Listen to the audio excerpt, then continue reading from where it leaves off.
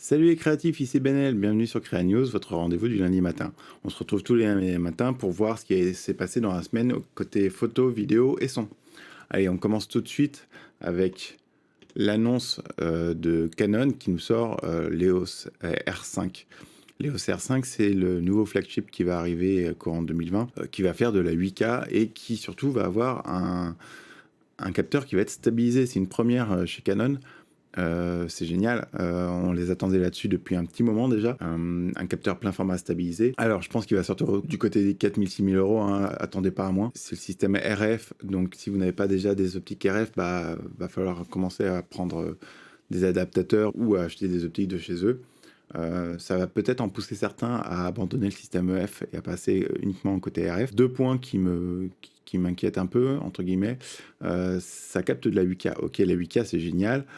Si vous voulez cropper dans votre image pour garder une très bonne résolution et sortir de la 4K. Donc ça vous permet de faire quasiment un 200% sans perte de résolution quand vous sortez votre projet en 4K.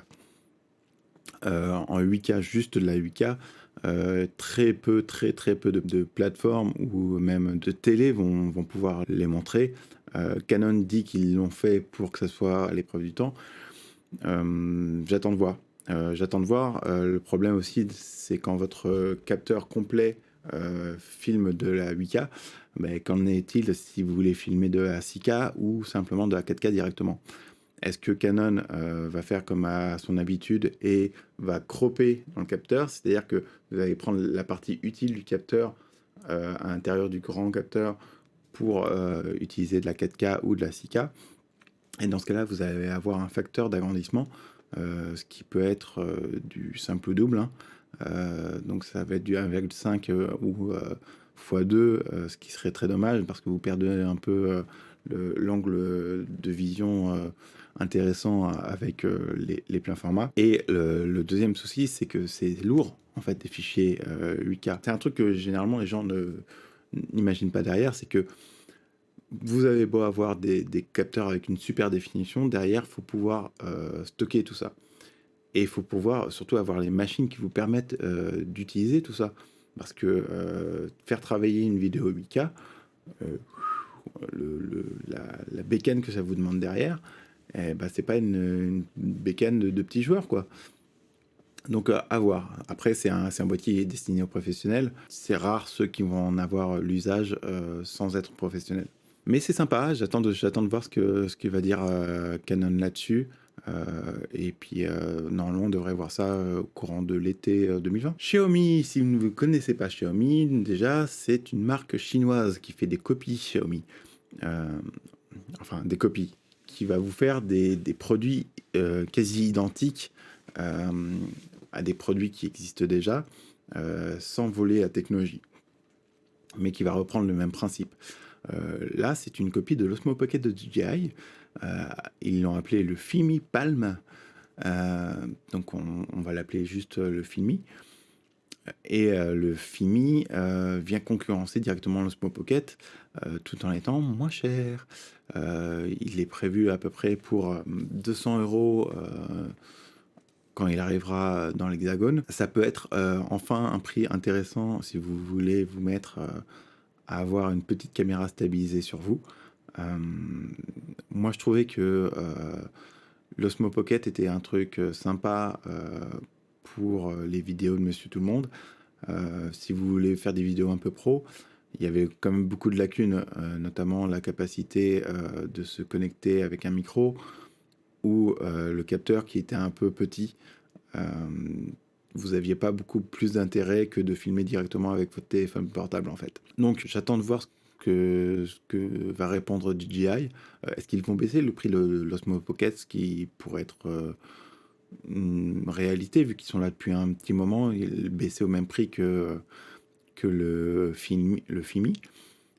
Est-ce qu'ils vont sortir une version 2 avec des choses plus intéressantes que le Fimi? Ça pourrait être une belle réponse aussi. Autre news, Canon nous sort son 850D. Les boîtiers Canon qui ont 3 chiffres, c'est l'entrée de gamme de chez Canon.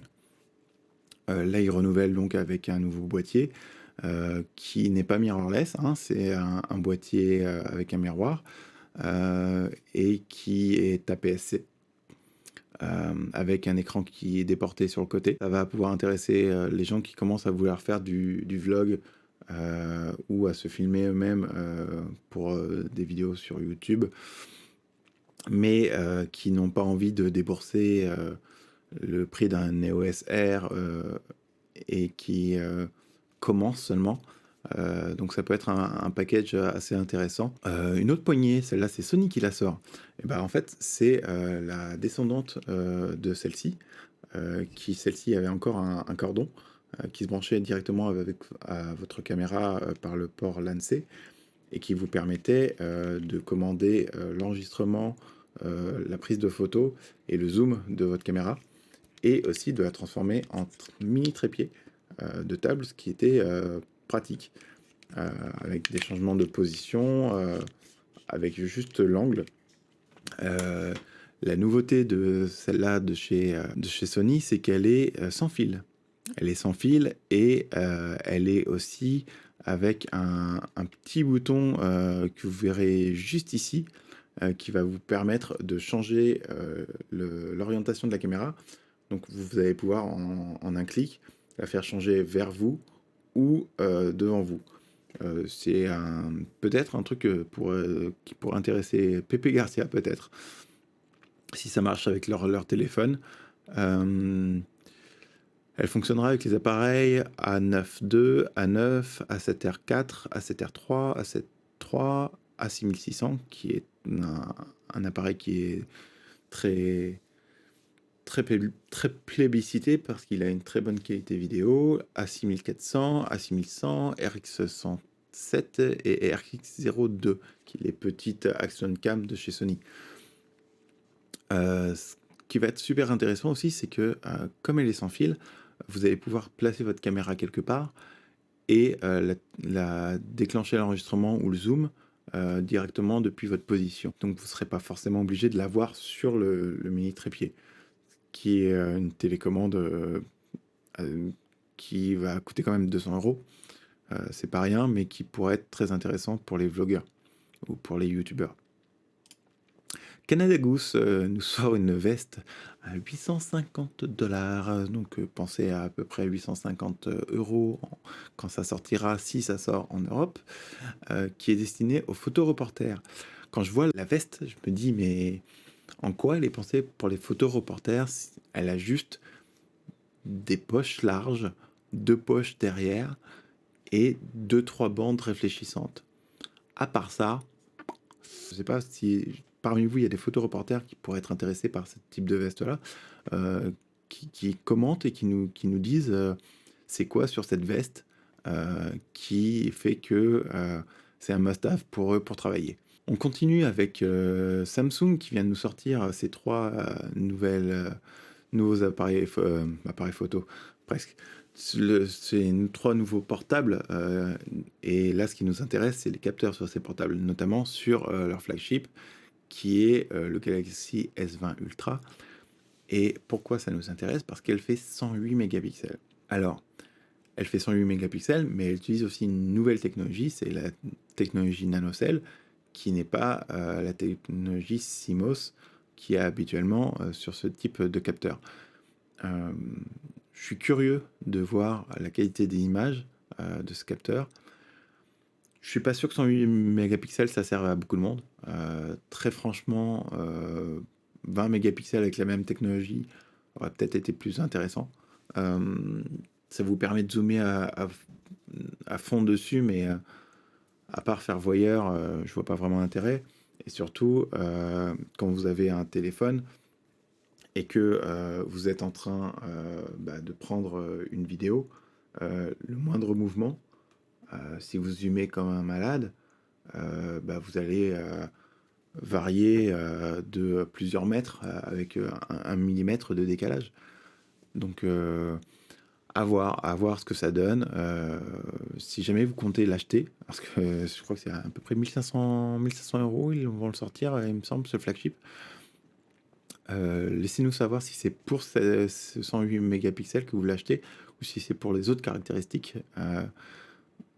Je pense personnellement que si j'avais l'argent et que je devais changer de téléphone, je le laisserai de côté. Pour moi, en tout cas, cette caractéristique-là ne me ferait pas acheter le téléphone. Et au contraire, ça me ferait plutôt chier d'avoir des fichiers de 108 mégapixels. C'est lourd, ça prend beaucoup de place pour rien. Euh, Très honnêtement, je ne fais pas de tirage plus grand que 40 par 60 avec mon téléphone. Donc, pour l'instant, mon P20 Pro de Huawei me suffit largement. Si vous n'étiez pas au courant, le D6 de Nikon sort. Le D6, c'est un peu le concurrent du 1DX Mark III, sauf qu'apparemment, ses caractéristiques sont pas aussi concurrentes que ça. C'est un truc qui arrive un peu tard dans le line-up de Nikon. On l'attendait un peu avant. Malheureusement, je suis pas sûr que beaucoup de professionnels Nikon aient attendu que Nikon l'annonce pour changer de boîtier. Si c'est le cas, si vous êtes un pro et que ça vous intéresse le D6, bah, est-ce que c'est parce que vous avez déjà un lot d'optique de chez Nikon et qu'en fait vous n'avez pas vraiment envie de changer tout le line-up pour passer chez Canon, ou est-ce que c'est le boîtier en lui-même qui vraiment a des caractéristiques qui vous intéressent et qui sont un besoin pour votre métier? Euh, je suis assez curieux de ça. Je suis pas sûr que ça fasse pas un flop, et je crois que c'est d'ailleurs pour ça que Nikon l'a pas sorti en grande pompe, parce que je pense qu'il arrive un peu tard en fait. Surtout quand vous avez des EOS R5 qui arrivent et un DX Mark III qui est déjà sorti sur le marché. À moins que vous ayez, comme je vous dis, des optiques déjà Canon, je pense qu'il arrive un peu tard. Une news qui est pas très sympa et qui nous touche indirectement, c'est le CP+, qui est un salon qui a lieu tous les ans au Japon, euh, qui qui est annulé, c'est pas qui va être annulé, c'est qu'il est annulé, ça a été confirmé, euh, à cause du coronavirus. Alors, je suis mitigé à propos de cette annonce de fermeture, parce que il ne ferme pas au Japon les transports, alors que vous avez autant de risques dans un salon que dans des transports d'attraper un virus. Donc voilà, je suis un peu mitigé sur cette fermeture d'un salon à cause du coronavirus. Du côté de chez Panasonic, ils font un truc assez sympa, c'est que pour un photographe, ils ont fait un viseur pour un photographe qui est colorblind. Colorblind, c'est quand vous ne voyez pas une partie des couleurs. Ça peut être le rouge, ça peut être le vert, ça peut être le bleu. Et donc, vous ne voyez pas, entre guillemets, correctement les couleurs. Euh, Là, vous avez un exemple de ce que donnent ces visions de personnes qui sont colorblind. Vous avez la vision dite normale avec toutes les couleurs. Là, c'est quand vous ne voyez pas le vert. En dessous, c'est quand vous ne voyez pas le rouge. Et là, c'est quand vous ne voyez pas le bleu. Comme vous pouvez voir, ça change complètement la vision et ça rend un peu plus triste la vie quand même. Et c'est plus difficile pour ces personnes-là d'utiliser des appareils photo ou des caméras euh, sur un côté professionnel, puisque vous ne voyez pas les couleurs, donc vous pouvez manquer des choses. Eh bien, donc ça a été créé pour le photographe Isol Choudary. Canon nous sort aussi, en plus de son R5 et de son 850D, il sort un 24-105 et un 100-500 avec la monture RF. La monture RF qui, je vous rappelle, en fait la nouvelle monture de chez Canon pour ces boîtiers full frame, donc plein format, sans miroir. Les ouvertures sont pas folles. Euh, L'ouverture du premier, qui est le 24-105, ouvre à f4 et 7.1 sur 105. Alors c'est un objectif entrée de gamme qui sera sur les 400 euros, mais 24-105, f4 7.1, ça va être pas mal si vous commencez sur le système RF, mais vous allez à un moment vouloir bouger sur du f2.8 en général, assez rapidement. Euh, bon, c'est pas si mal. Euh, Par contre, le 100-500, qui est une optique pour les professionnels, elle, ferme à f4.5 et à f7.1. Une autre marque, il me semble, a lancé une optique qui, elle, fait du 100-600 et ferme à 6.7, il me semble, de mémoire. Pour maîtriser la taille de votre objectif et l'épaisseur, euh, il y a des contraintes techniques qui font que vous ne pouvez pas forcément ouvrir à f4 sur toute la plage. Mais est-ce que les 100 mm supplémentaires que vous gagnez sur ce système-là valent vraiment le fait de perdre plusieurs diaphes d'ouverture? Dites-le moi en commentaire si c'est un truc qui vous intéresse ou si en fait vous préférez non plutôt un 200-500 qui ouvre à F4 constant. Voilà, c'était tout pour aujourd'hui, pour ces news. J'espère que ça n'a pas été trop long. Laissez-moi en commentaire si vous aimez ce format-là, s'il y a des choses que vous trouviez qui manquaient, des sujets que vous auriez aimé voir abordés, ou si certains sujets, j'étais un peu trop long et que vous voulez des news un peu plus courtes. Voilà, on va échanger en commentaire là-dessus. Moi, je vous dis à la semaine prochaine et passez une très bonne semaine et amusez-vous bien. Ciao!